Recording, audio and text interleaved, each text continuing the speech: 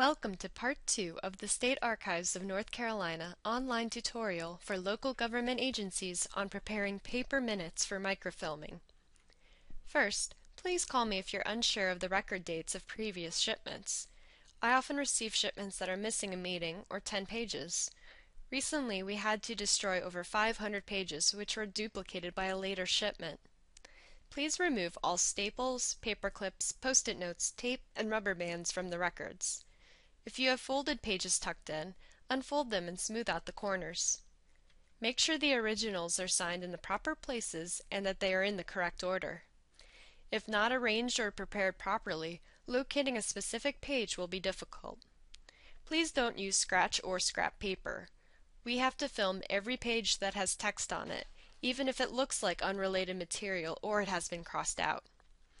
You may submit minutes in direct or reverse date order, but please be consistent. Please use the exact first and last dates of the records on the minutes certification form. And this is the certification of the preparation of records for microfilming. We only need one form per container and per record type for each shipment. If you're sending both commissioner and planning minutes, send one form for each board. Let's zoom in on this. Now we can take a closer look. First, you will want to fill in the name of your county, municipality, or other public body. Next, record the name of the major decision-making board that created the records. Be sure to indicate what kind of records they are. For example, if your municipality keeps the town council's ordinances and resolutions in the same books as the meeting minutes, check the boxes next to minutes, ordinances, and resolutions. Then, write down the exact date range of the records. Indicating the month and day along with the year makes it easier to identify gaps if they should arise. You can have your minutes filmed in direct or reverse order. Just be sure to indicate that the records are in reverse order if that is the case. Then, if you use volume numbers, please tell us which volume the records are from. If you are sending photocopies of part of a volume and use page numbers, you should indicate the page numbers as well. It is important that you tell me if the most recent volume listed on the form is complete or not. Then, let me know if you want a copy of the film for your own reference or a CD of the images.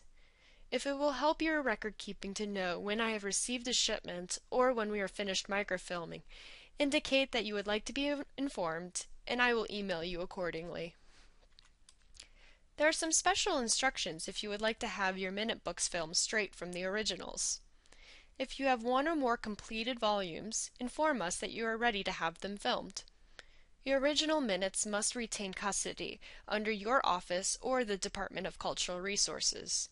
Do not send originals in the mail, by the state courier, or any commercial service. We have a basic policy that if you make one trip, we'll make the other. However, due to current travel restrictions, we are not able to guarantee when exactly we can return your originals to you. If you're in the western part of the state, please contact Jason Wolf.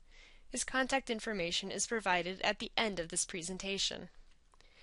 After your minute books have been imaged, please do not alter these books, or else the filmed copy will become invalidated as a certified security duplicate.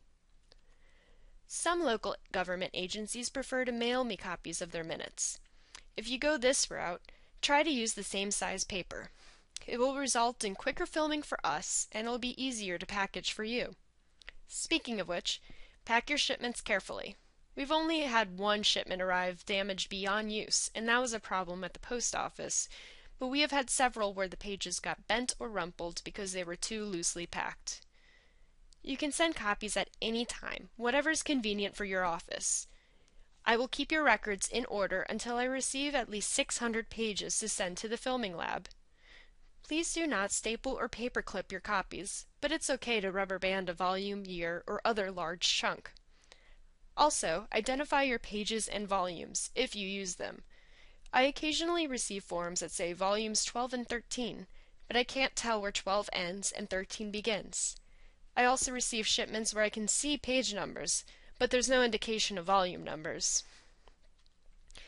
One way you can easily indicate a new volume is by making what we call a volume target. Think of this as a large title page. The font should be larger than normal because it will make it easier for someone to find the break between volumes on the microfilm itself or through the reader. It is a nice convenience you can provide for future researchers. If you have any questions or want to have your records filmed, contact me, Carrie Cesarino, or carolyn.cesarino@ncdcr.gov or 919-807-7357. If you cannot get in touch with me, you can contact any of us in the local records unit. Also, if you want copies of reels we already have, please ask me and I will give you contact information for imaging vendors who can help. You are doing important work by keeping up with the filming of your minutes. I appreciate your efforts and will do everything I can to help you in this task. Thank you for listening.